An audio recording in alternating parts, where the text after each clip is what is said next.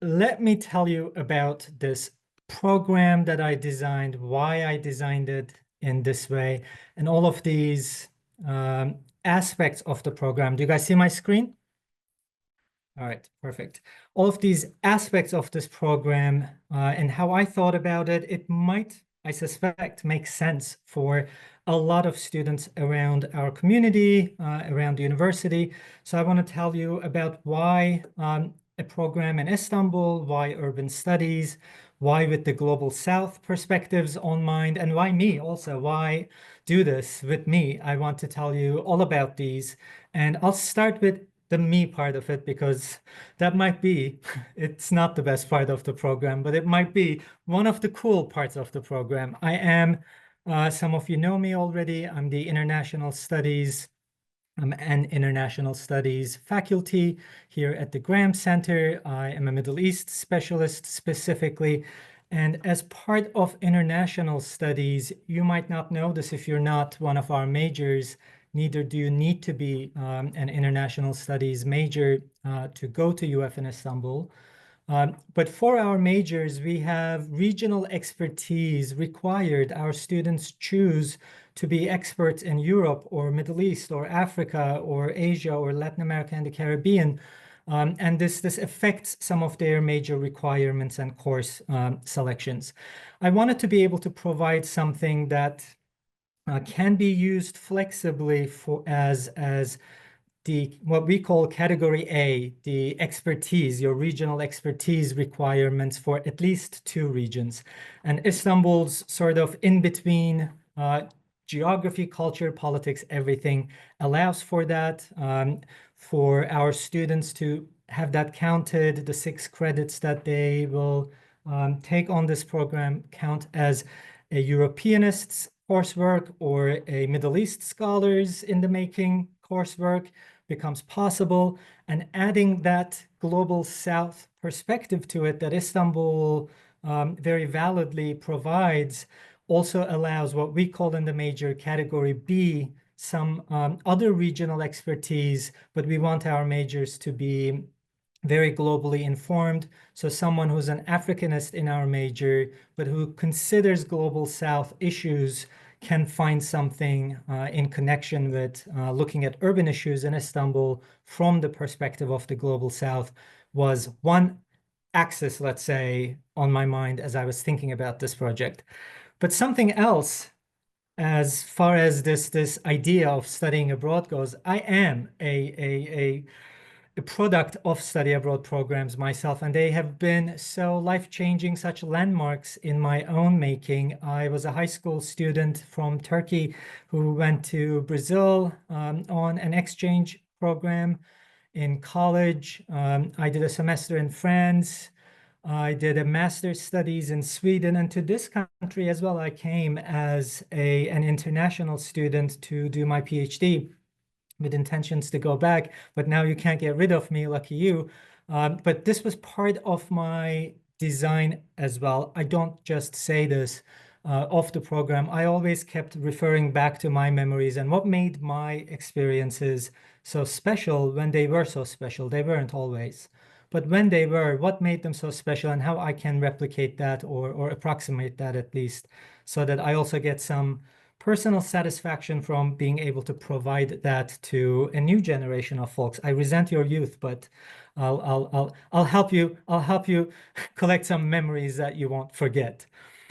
When it comes to Istanbul specifically, and at that intersection of me and Istanbul, I just happen to have quite personal connections with this city of living for sure, experiences of living in the city. This is where I did my college. That's my college you're looking at on your screens, Boğaziçi. We thought we were so far away from the city. It was a little distant from the more happening spots of Istanbul. Now it's all connected with the metro, comes all the way into the campus. My life could have been so much better, but it is a city that I experienced in those foundational years of someone's life, early 20s generally. For me, it was going to college and living in Istanbul and experiencing it very positively. I also have working experiences in the city. I happen to have been a guide, not a tourist guide. My college job was that I was a guide for foreign bands and artists who would come to Istanbul for concerts and festivals and such. But they would always want to do all kinds of touristic stuff, and I was always with them. I was always at the concerts as well. I had so many friends back then. They've all disappeared now because I could get anybody into any concert all around Istanbul for free.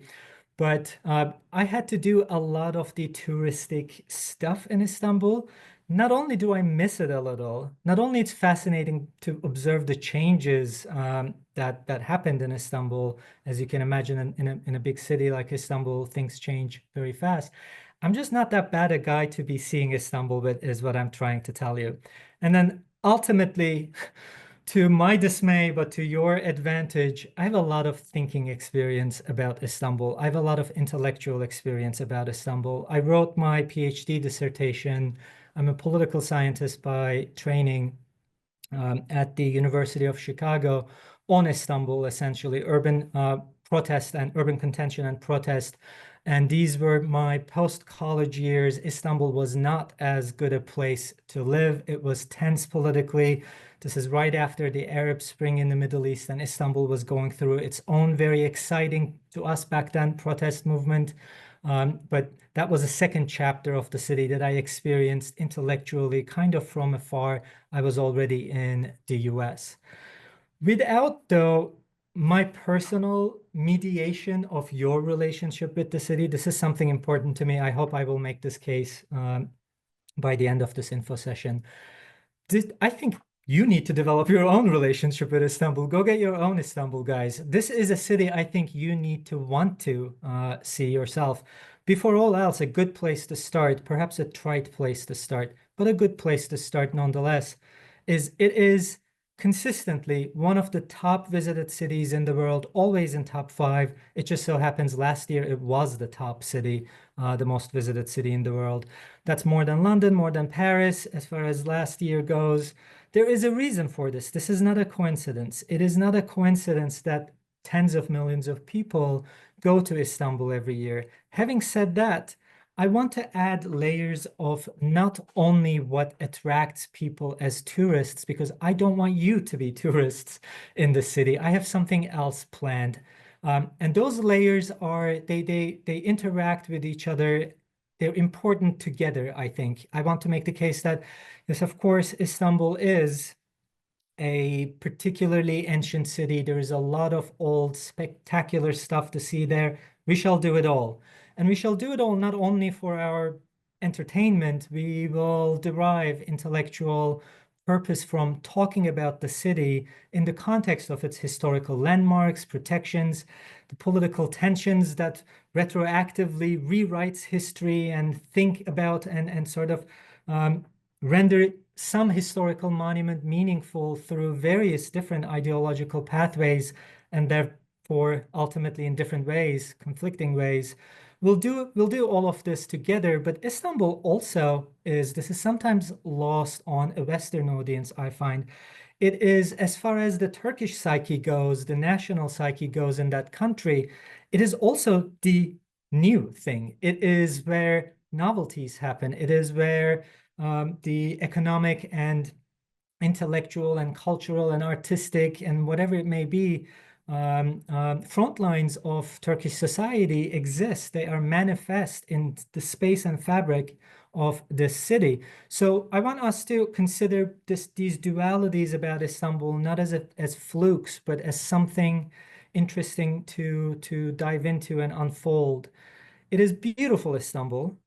I will take you to places where I am hoping we will have multiple moments of this is um, um, breathtakingly spectacular, gorgeous to look at. We will go to those places. We'll talk about how that relate to studying the city from our point of view.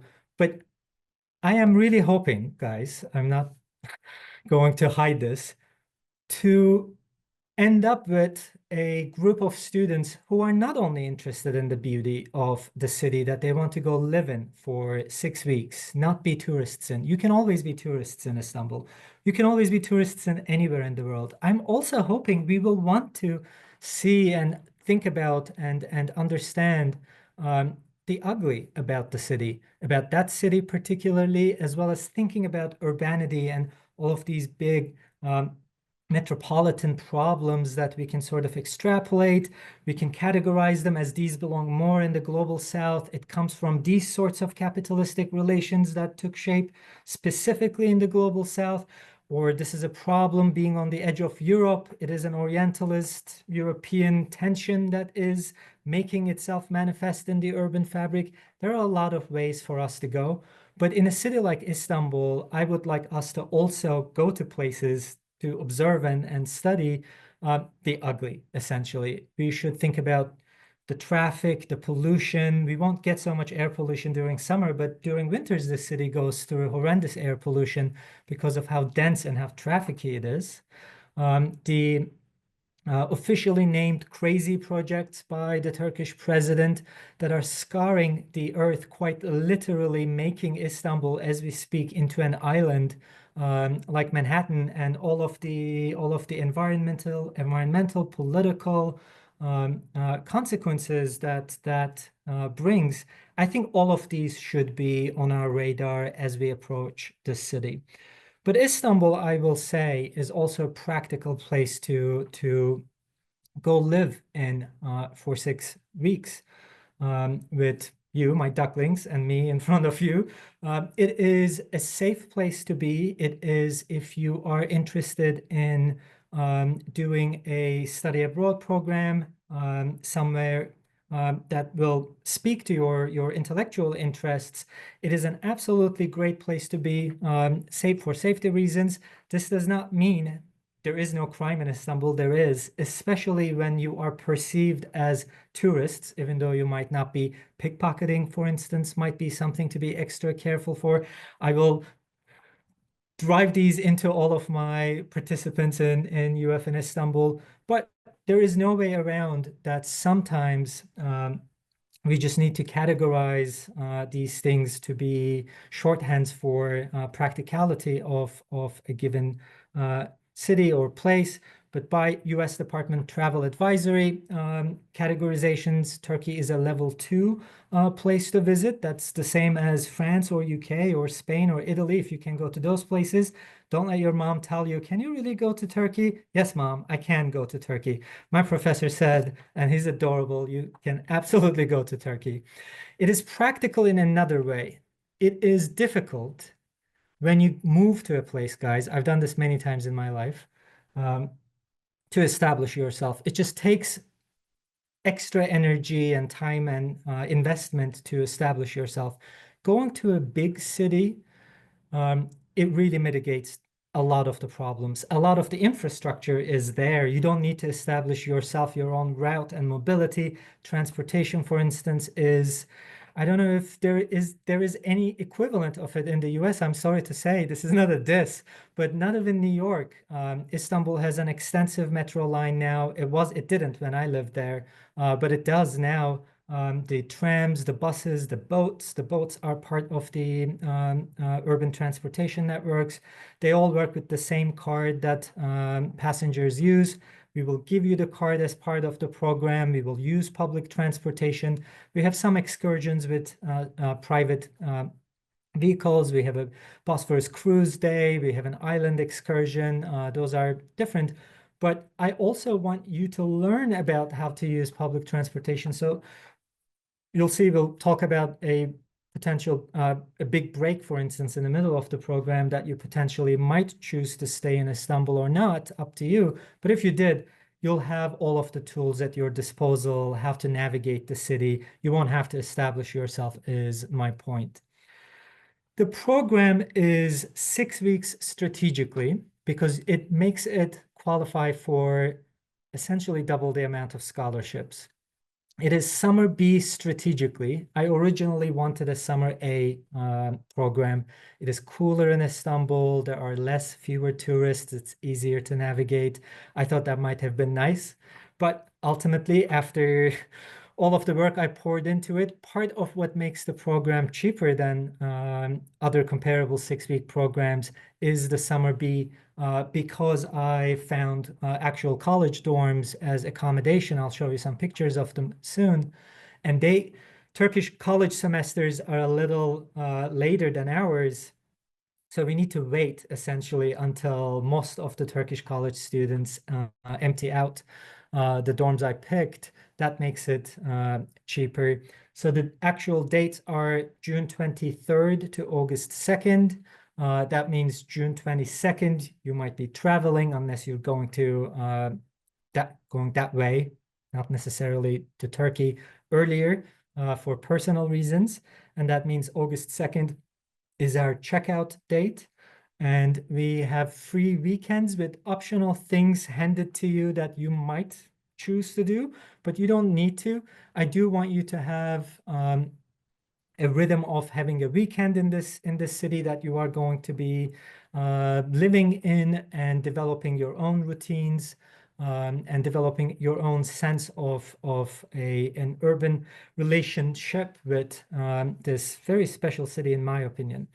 But perhaps what was the hardest sell when I was selling to the powers to be was a 4-day break in the middle of this program. So I think of this 6 weeks because it is quite intense, essentially as a semester in its own right, even though it's summer B. So you'll see a lot of me if you do this for those 6 weeks. But I want to give you, and this is official now, I am giving you 4 days in the very middle of the program, the last Friday of week 3 and the first Monday of week 4 included, July 18 and 21. And I want to communicate this already to the students who are interested in case there is anyone who might want to plan extra trips to close by locations in Turkey that are big tourist attractions that are very beautiful and interesting to see close by international locations. I don't want to stay in front of that if you are already busy in summer A, for instance. So perhaps not all of these, but 2 of these or one of these, if you're really quick, 3 of these. Can be done for those of you who are interested in, and I will help those of you who are interested in find each other. So you might want to do it in small groups. But if you wanted to go to Cappadocia for a day, for instance, where an Arizona-like geography meets ancient Christian history, meets balloons and Insta gimmicks, or Pamukkale for it's enough to be there just one day. It is gorgeous and beautiful, but you end up getting a little colorblind, not colorblind, but like snowblind almost because it's all white. But you can swim in these things. You can go to Ephesus, especially as we will have started thinking about urbanity to go see this, one of the earliest cities of the world that is in the Bible. That might be super interesting. It's an open air ancient city museum essentially, but it also has within itself an award-winning museum of last year or 2 years ago. Best Museum of Europe, I believe, was the award it received.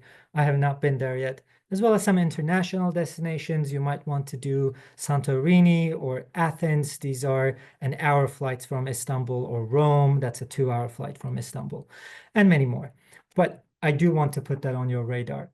And then for career reasons, I also think Istanbul, or going to having this urban and urbanist feather on your hat in your resume, I think that might be a smart thing to do from so many different majors. Some of these cities, definitely the biggest ones, definitely Istanbul, they themselves are crazy with urbanists. It is part of my longer term project as well to attach official internships to this study abroad program But Istanbul municipality, for instance, it holds a summit of mega cities. It wants people to work with the data that it itself publishes, urban data, to be interpreted and studied by researchers of all kinds of different disciplines.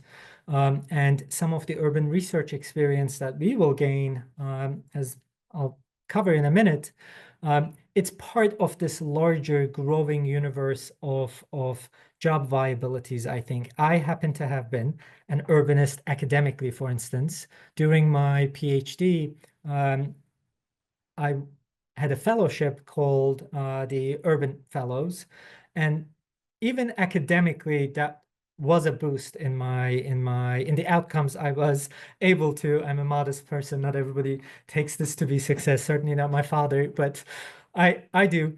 So I was able to get to where I wanted to get to. So I think there are different versions of operationalizing this feather in your hat. Let me give you a very quick spiel also. Let me first get a sip of tea. If you're going to go to Turkey, you need to get ready for this. Let me give you a quick spiel also of the two courses I will be teaching on this program. You will be earning 6 credits. The courses will appear on your transcript as such: Cities of the Middle East, Urban Lab, Ethnographic Research in Istanbul, and the 6 modules. These are weekly modules. So week 1, week 2, week 3. They synchronize and correlate with each other. So when we do things, we will never sit inside a classroom. We will always be out and about doing things in the city. But when I tell you about Orientalism and urban representation, I will also be teaching you about participant observation. I will have games and assignments and exercises in the city, wherever we may be, that correlate with these things. It is quite a shame, I have to commiserate for a second, that I can't tell you the things I actually have planned day by day. This program is planned because that's the fun of it. I want it to be puzzling and surprising and unfold as somebody's on the program. But suffice it to say, there won't really be an experience of, oh, we stopped learning in the first class today at 10:30 and 10:31. Now we're starting the second class. These things will be hybrid, but you will have received 6 credits. You will have received grades, and these 2 courses will show on your transcript. The neighborhood we will live in is called Beşiktaş. It is in the middle of the city. This was the second hardest thing to establish as part of the program, so I'm proud of this. It is the place to be for so many reasons. It is right in the middle of geographical Istanbul. It is easier. Don't be fooled by how easy that means in Istanbul standards, but easiest in Istanbul standards to get to places from Beşiktaş.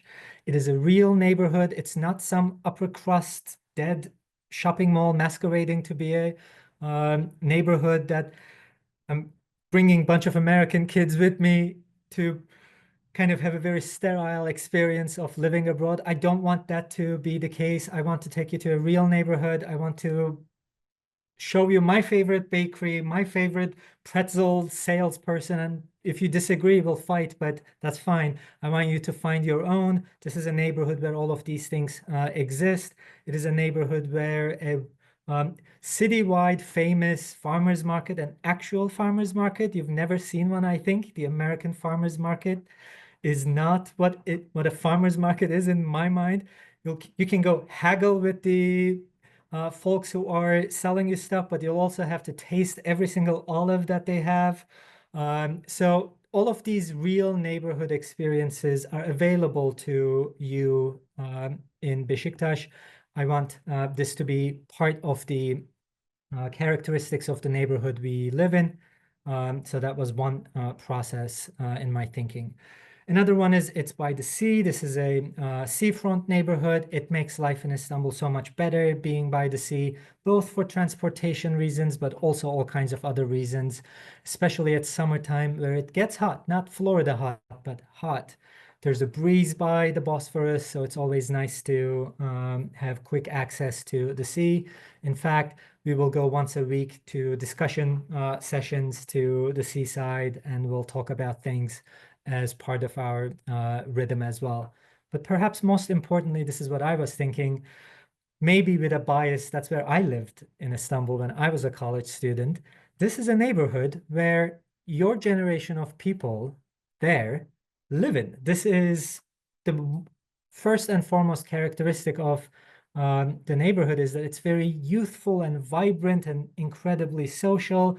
Day and night, it never ends. It's cafes galore, and there's always a lot of social life going on.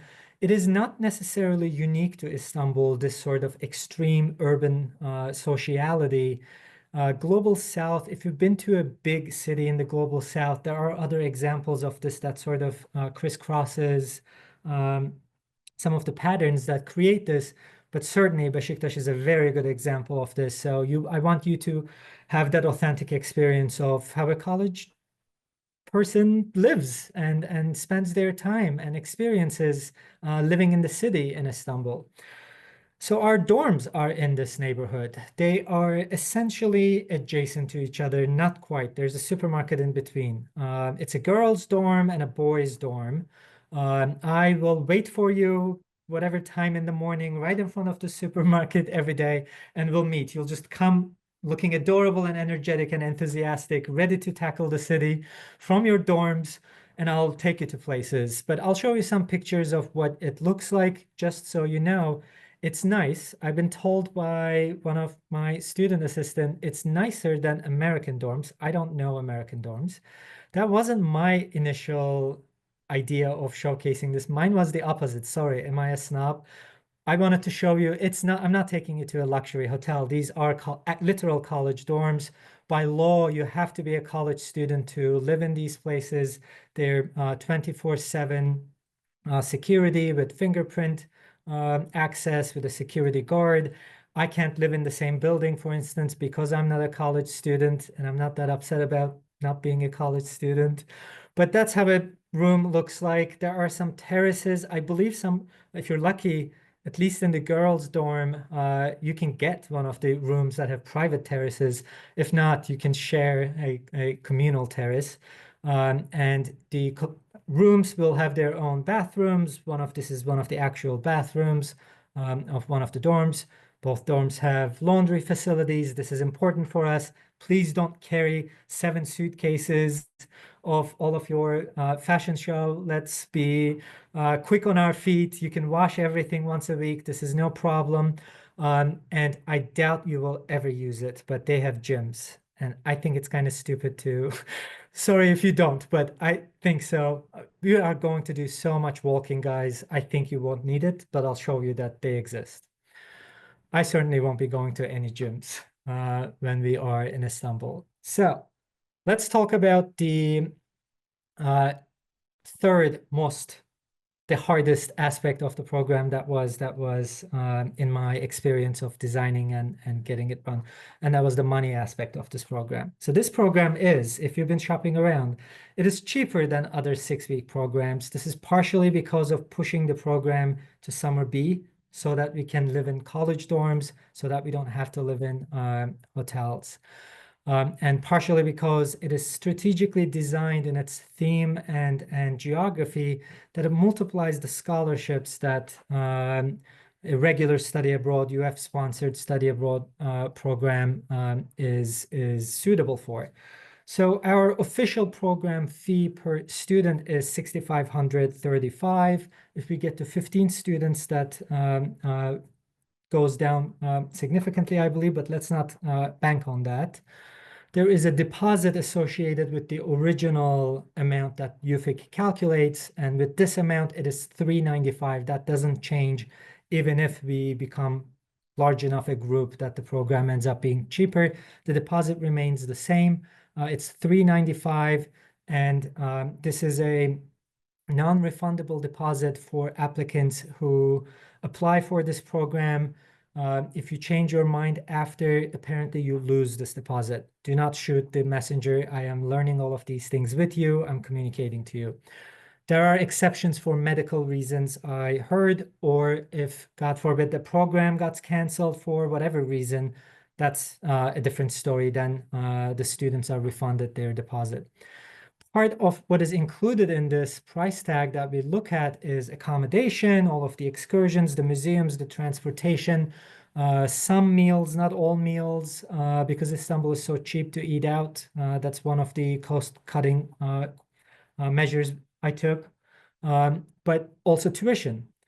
Approximately 1,200 of this is tuition for 6 credits. So if you have Bright Futures, if you have Florida prepaid, it pays for it. You can deduct that 1,200 from that original price tag that UFIX slaps on these programs.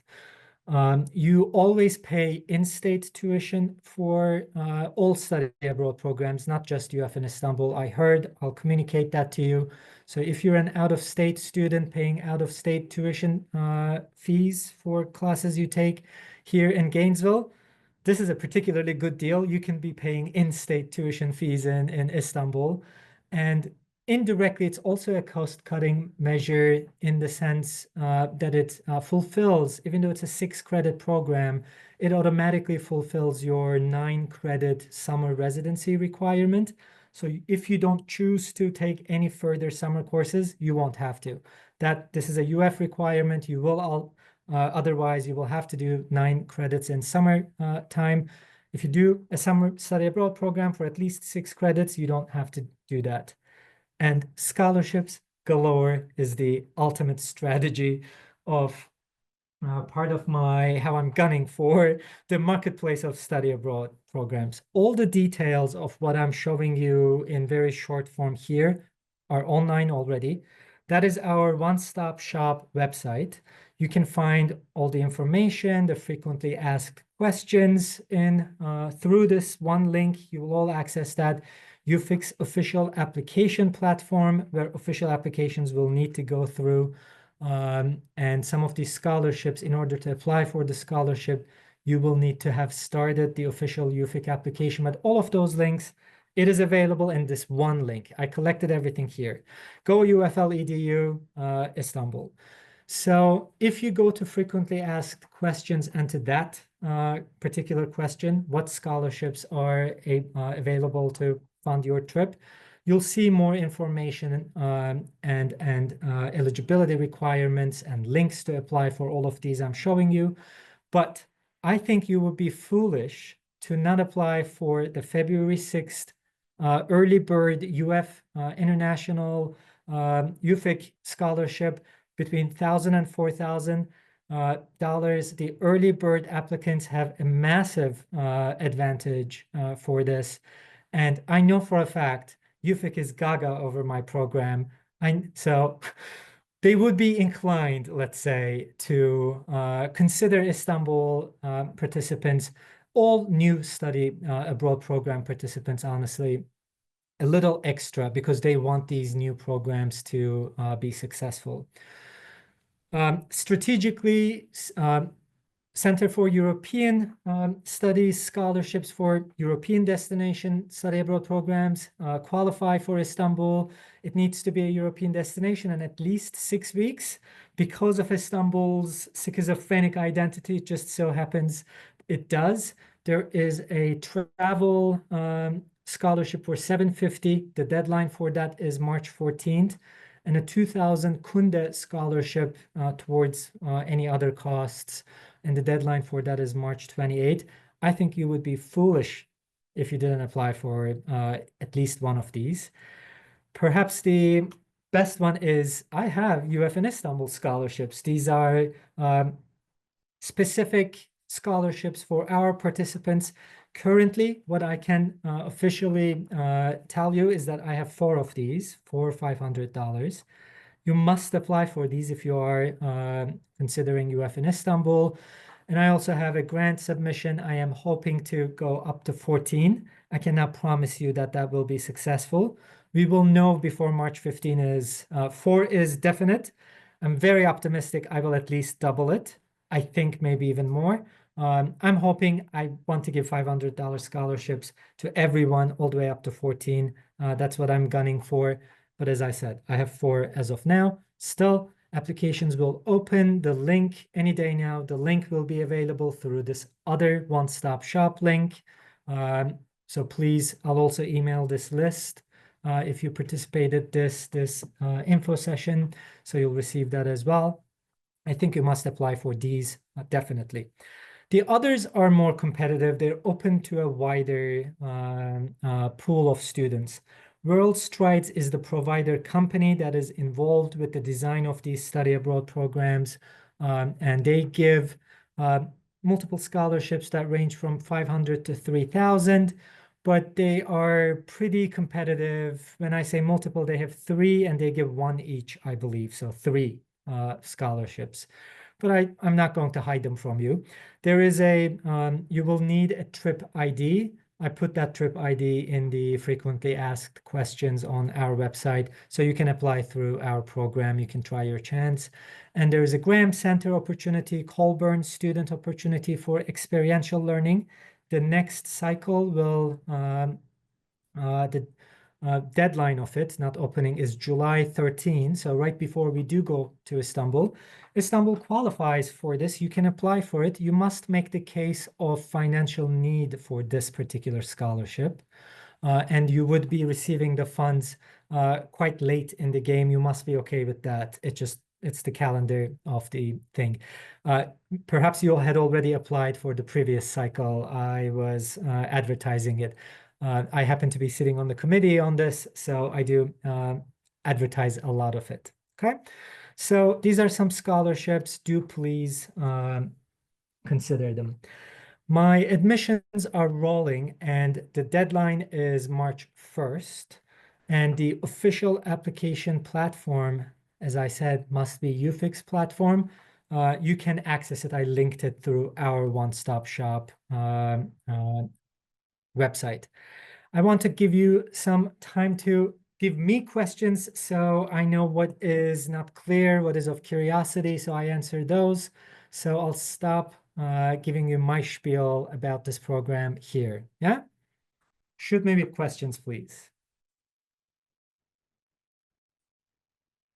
I hear comment from Noel. I'll read. American dorms definitely look worse, she says. I was at USC. It's a very expensive private school before UF. I think my students' experiences about their super luxurious dorms was very, very different than my own apartment and living conditions then. So I think there might be some variation for this. Daniela, would you like to start us, please? Hi. So I was wondering if in the dorms that if there's like a kitchen or a kitchenette or anything. I'm sorry, say again. If in the dorms there's a kitchen. Yes, there are common Mhm. kitchens in both of the dorms that one can use. You cannot have a microwave in your rooms. I remember I visited these dorms, so you must go down. They're both in the first floor in both dorms, and use the collective kitchen. You can have coffee machines and kettles, I remember hearing. And in one of the dorms, I don't want to advertise too much some of the things that don't exist in both of the dorms. Yeah. Unfortunately, there are some things that exist in one that, and doesn't exist in one. I believe in the boys' dorm, there was a good chance that they will provide breakfast. But I am not writing this in my program and advertising because the girls' dorm told me they're not doing that, and I cannot be advertising that. That is not fair. However, if this is not something that is on your radar, I'll put it on your radar. There are programs, and I considered this, that provide all meals to students. To keep the program cheaper strategically, I didn't. Istanbul is a place, and Beşiktaş specifically, the neighborhood we'll live in, is a place where it is considerably, dramatically cheaper than the US to eat out, and eat out in healthy ways if you choose. Not necessarily, but if you choose. It is just food options galore. I will show you all of those, and that is I thought was the smart way to go. But there will be a kitchen in the dorm for you to use. Yeah. I have Noel next, please. Oh, actually, there was a question in the chat before Noel raised their Yeah. hand. The question in the chat is the deposit due when applications are due, or is the deposit due when you've been accepted?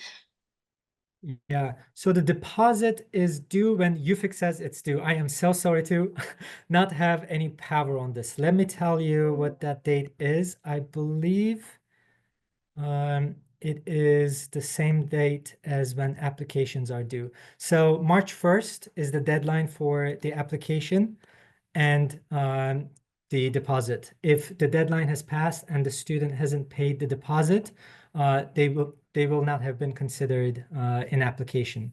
There is one exemption to this, and that is if you are paying portion of that price tag, and this applies to all UF-sponsored study abroad programs, guys, so ours too. If you have some scholarship that is paying for some portion of this, and the scholarship disbursement date is later than the application deadline, then you tell that to the study abroad advisor at UFIC, Jess Mercier in our case, who is linked in the application platform. They do defer payment for that amount exactly for whatever scholarship is coming their way. Apart from that, deposit and application, March 1st is the deadline, as far as I understand. Yeah. And then Noel. Hi, thank you so much. I just wanted to also pop in and ask because I appreciated you talking about like the travel advisory associated with Turkey and Istanbul. So I just wanted to see if you'd be able to comment on like anything else about the travel advisory in terms of like considerations for marginalized identities in Istanbul and also like how the policies related to like controlled substances vary between like the United Yeah. States and Turkey. Okay, very good question. The second part of it, UFIC actually has an official form, a medical form that they ask all study abroad participants. So they will do this for UF in Istanbul too. And they know officially which medications, for instance, might be legal and available in one country, but not be so in another country. So students need to know this. I will have to let UFIC do that part of the job. They are officially much more capable of doing that. But in a more menial manner, I will say that most pharmaceutical culture, commercial activity, existence, availability of things will be similar. Sometimes names will be different. You'll find very easily any pharmacy, tons of them. There will always be a pharmacy open. If you need contact lens solutions, you'll always easily find that. But on the other hand, melatonin is not an OTC medication in Turkey. So these wrinkles will have to unfold together. I'm always happy to talk one-to-one if you have some doubts, if you're not sure, and if you don't mind sharing with me. I will try to help you research, and I'll connect us to the UFIC person specifically. But as I said, there is a FERPA approved way of asking these things to UFIC as well through a form anonymously.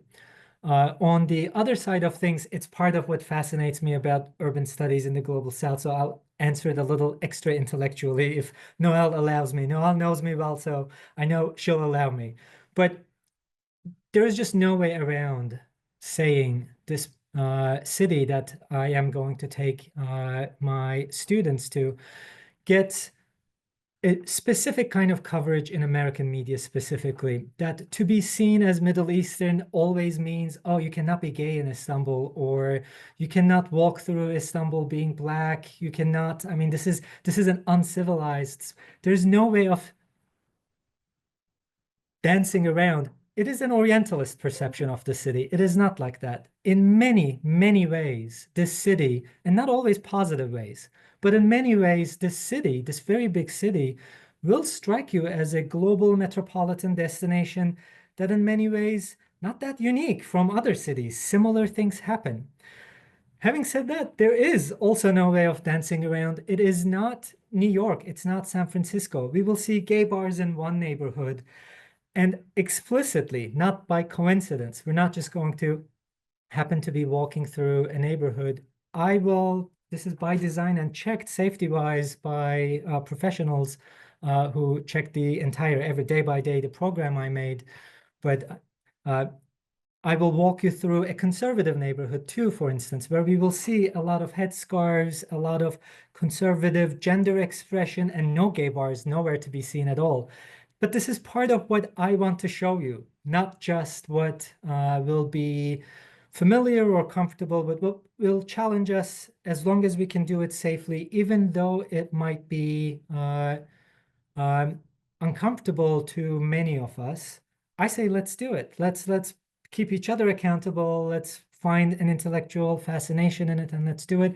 And sure enough, this is part of this is a day we're doing, for instance, gender and sexuality in the city, whereby we go to two very different neighborhoods and we do a walking ethnography and observe gender expressions in the spatial mobilities of people as they walk in and out of luxury brands and gay bars in one neighborhood, and conservative clothing shops and gender segregated men only traditional coffee shops in another neighborhood.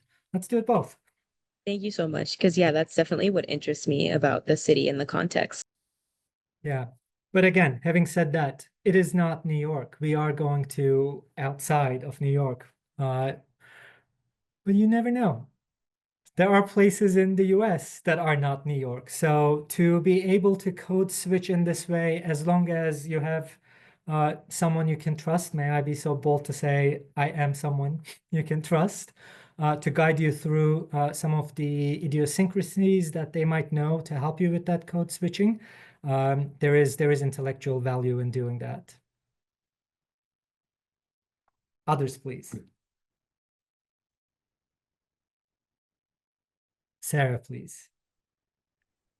Hello, it's very good to see you since December.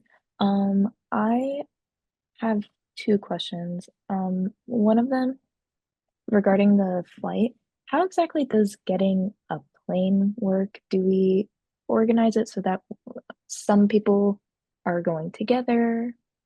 And Yeah. if we do fly separately, is there someone to greet us at the airport? How would that work?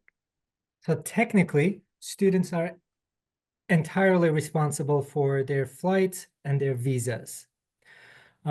This is essentially to make sure it works for everyone without University of Florida taking any responsibility to tell you, well, you must all be this kind of citizens. We don't know that it'll all be American citizens, for instance. So American citizens won't need a visa, but maybe there is another citizen, another country's citizen in the group who's a UF student, and they might, so they need to do that. Or the student might be traveling in Europe before they go to Turkey. Maybe they will be flying from Israel to Turkey, not from the US. So in all of these ways, technically, it is your responsibility.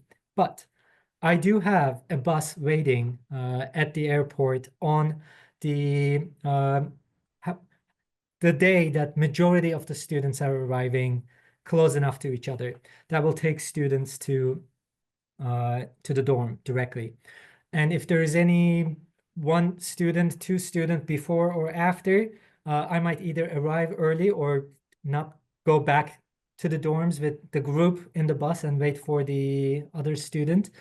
It might be the case that you arrive in Istanbul and we're just hanging around in the airport for 5 hours on that first day because everybody is arriving.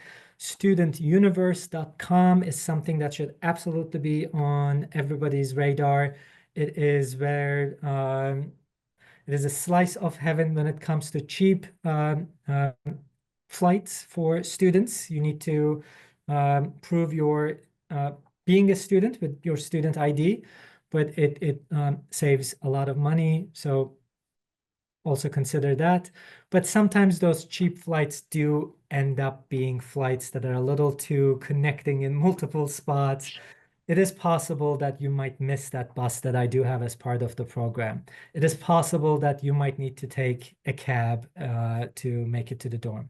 But we'll deal with those individually when the day comes. Okay. Yeah. And then, sorry, one more question. Mhm. Where are the dorms specifically? What are the names of the dorms? The dorms are in, I'm going to write this, are in Yeni Yol Sokak, Beşiktaş. And if you go to waiting room participants is not in this. Oh, I'm sending this to the waiting room, sorry. So Yeni Yol Sokak is the name of the street and Beşiktaş the neighborhood. If you go to Google Maps, you'll see a boys' dorm and a girls' dorm. There are only two on that street. It's a short street. It is in the middle of Beşiktaş. Okay. Awesome. Thank you. There's a cafe very close to both of these dorms. I have my eyes on this cafe. I think we could do film screenings at night there because they have like a comedy stand-up gig, amateur stand-up gig place. What do you call it? Like an open mic night of some sort.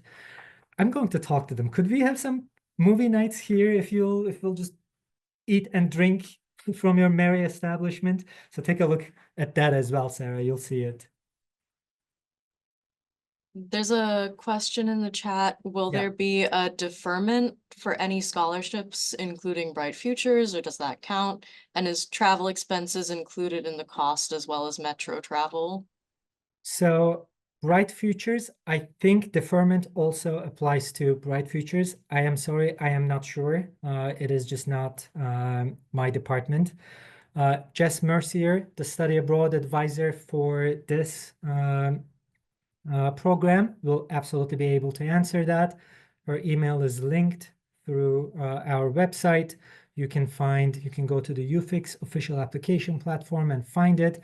I know I have some peer advisors in the group. If they happen to know the answer to this question that I don't, they might chime in right now. But I do know that Bright Futures work, and I do know that we were told, and scholarships, as long as the disbursement date is after the deadline, then it would apply. I'm inclined to think it probably would apply. And travel expenses, except for the flights. You will be given all of the domestic travel expenses in Turkey. We will have you on a card. It's called Istanbul card that works for all of these excursions we will make. We also have some private vehicles that are also all covered as part of the program. So they're already in the price tag. We're renting a couple boats, for instance, once to do a Bosphorus cruise, and wants to go to Princess Islands to talk about animals and the city. Lots of cats in Istanbul, guys. This is going to be part of our classes. And a lack of birds, consequently, perhaps. Unfortunately.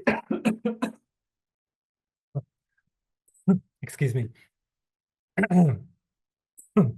So Daniela is just commenting on that question, guys. And Daniela knows this better than I do. She's been working at UFIC. Bright Futures should be deferred. Also, if you have Florida prepaid, she writes, there's another form to fill out to receive deferment. But again, they should formally just check this with UFIC personnel, and Jess Mercier is our study abroad advisor.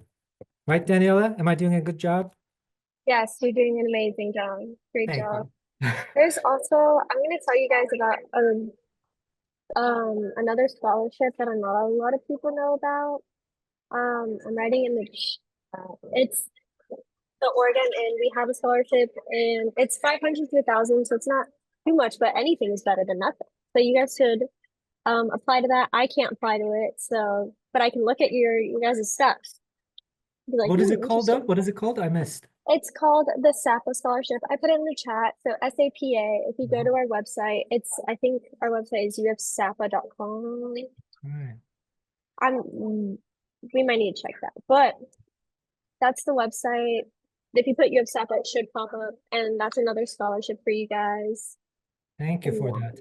And play the scholarship games, guys. This is how this is done. I mean, these things accumulate. Never turn your nose to, oh, this is just $500. I need more. This is how you collect scholarships.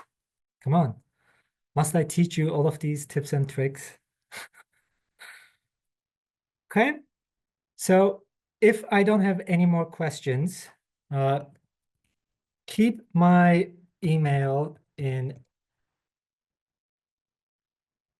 I'm not even writing my email correctly. Somewhere easy to reach, please.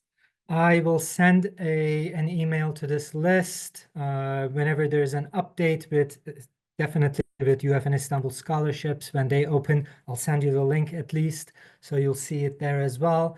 There is a quick guide to visa that UFIC has created that links, official sources to check, and UFIX All Study Abroad Frequently Asked Questions Canva presentation is linked. Click on it and get it to your browsers, guys, but you could also access it if you can't now through UFIX's own website. And you will see that they will give you this spiel that I was trained to give. We can't officially tell you if you qualify for a visa or not because we don't want to be responsible, because we don't know your citizenship and legal situation that as it relates to being in Turkey from all different citizenships. But American citizenship, for instance, it means you do not need a visa as long as you're there maximum 180 days. Many citizenships are like this. But on this document, they will link you to US State Department, I believe, officially categorizing all that for you so you can double check. And perhaps you need visa. I needed visas to go everywhere throughout my life. It's not the end of the world. It's not pretty to humble yourself trying to get visas, but this is what happens to some of us, guys. If we're going to talk Global South, this is an experience a citizen of the Global South goes through. Yeah? Any other questions? Well, thank you so much. Please consider UF in Istanbul. I'm so excited to meet you. If I don't already know you, I'm so excited to be with you in Istanbul and do all of these things. If you realized this is also very good for your friend, you should absolutely let them know that this is something they should consider.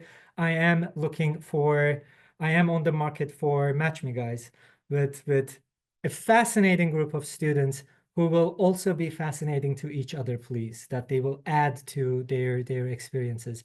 I hope to give you and just a summer to remember all your life, and I need your help to do that. Okay? All right. That's our info session. Like and subscribe. I will see you someplace else.